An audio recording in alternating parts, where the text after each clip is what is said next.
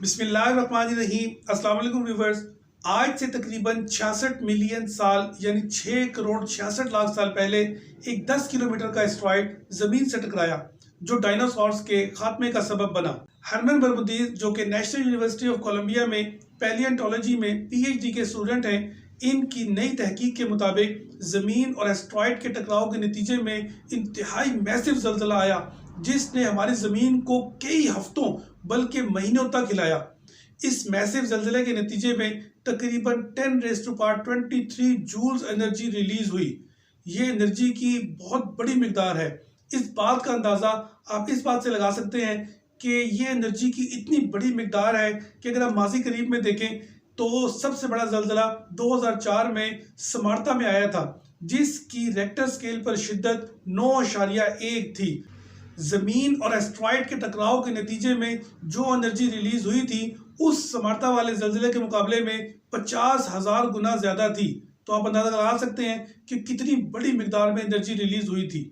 इस हवाले से आपके जहन में बहुत सारे सवालात होंगे कि इस एस्ट्रॉइड की स्पीड क्या थी, इस एस्ट्रॉइड का साइज़ क्या था, ये एस्ट्रॉइड अब कहाँ पर मौजूद है, डायनासोर्स इस टकराव के नतीजे में कितना अरसा तक जिंदा रहे, फिर उसके बाद दोबारा ज़िंदगी का आगाज़ ज़मीन पर कब हुआ।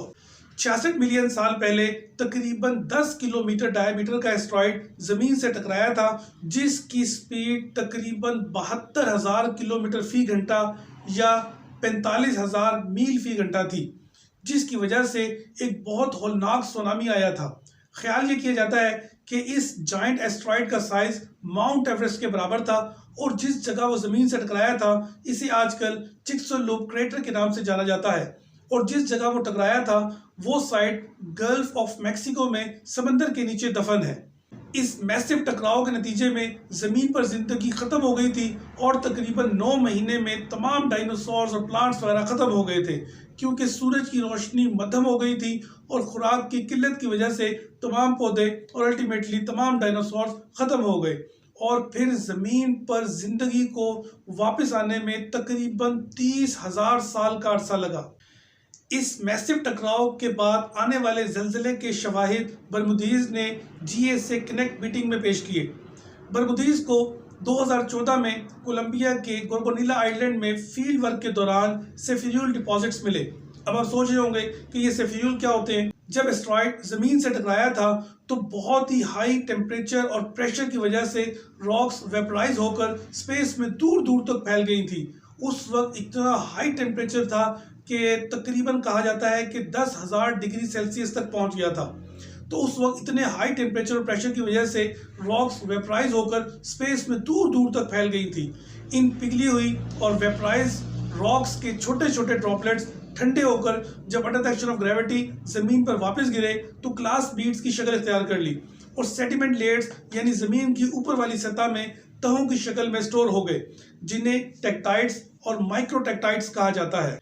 इस हवाले से गोरगोनीला आइलैंड के साहिल पर समंदर की सतह से तकरीबन 2 किलोमीटर नीचे मौजूद चट्टानें इस वाक़े की असल कहानी बताती हैं। जब एस्ट्रॉइड ज़मीन से टकराया था तो रेत, मट्टी और छोटी समुद्री हयात टकराव वाली जगह से तकरीबन 3,000 किलोमीटर दूर जुनूब मगरिब की तरफ समंदर की तह में 10 से 15 मीटर नीचे जमा हो गई थी और सेल्फ सेडिमेंट डिफॉर्मेशन यानी बिगाड़ की वजह से गारे और कीचड़ की शक्ल इख्तियार कर गई थी जो आज भी महफूज है। फिर ये डिफॉर्मेशन सेफियूल रिच लेयर के ज़रिए ऊपर आती रही और याद रखें ये सब कुछ एस्ट्रॉइड के ज़मीन से टकराने के बाद मुसलसल ज़ल्ज़ले की वजह से जो कि हफ्तों से महीने तक जारी रहा उसकी वजह से हुआ था।